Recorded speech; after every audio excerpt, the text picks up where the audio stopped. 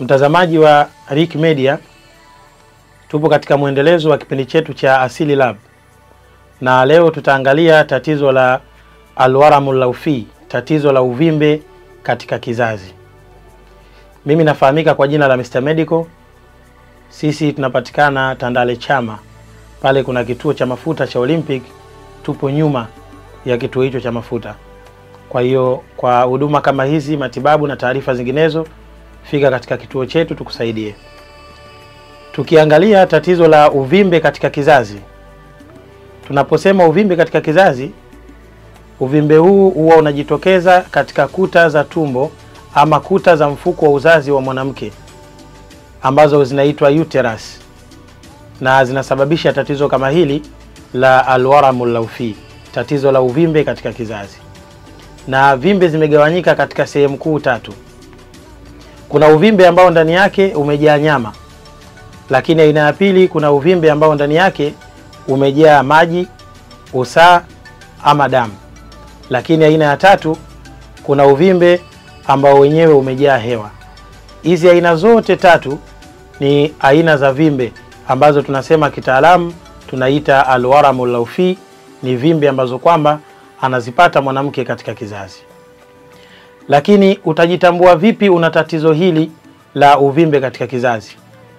Kuna dalili kadhaa ambazo zikikupata hizo, basi zinaashiria una uvimbe katika kizazi. Dalili ya kwanza, mtu mwenye tatizo hili anakuwa na hedhi inayochukua muda mrefu, kwa maana takriban siku 7 na kuendelea. Lakini pia anapopata hedhi, atapata hedhi nzito.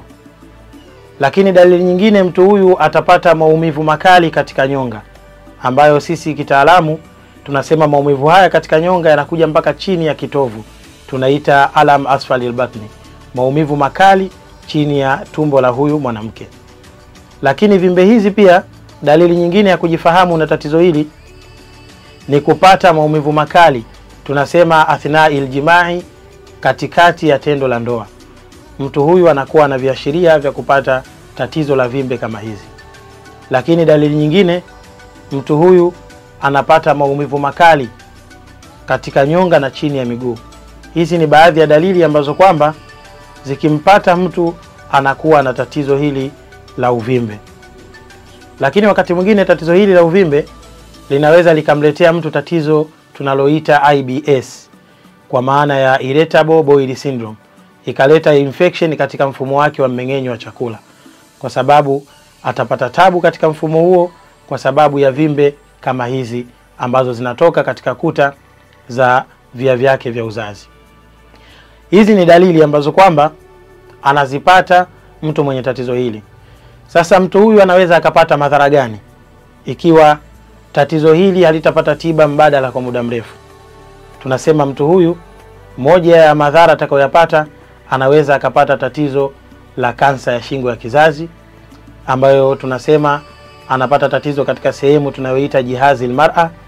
Lakini pia mtu huyu anaweza akapata ugumba, kiasi kwamba akawa kupata ujauzito ni mtihani katika maisha yake.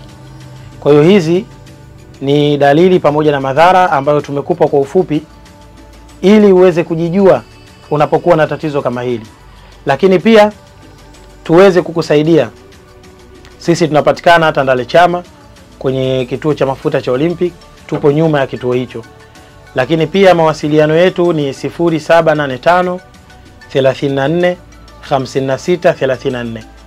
Lakini pia unaweza ukatutafuta kwenye mitandao ya kijamii.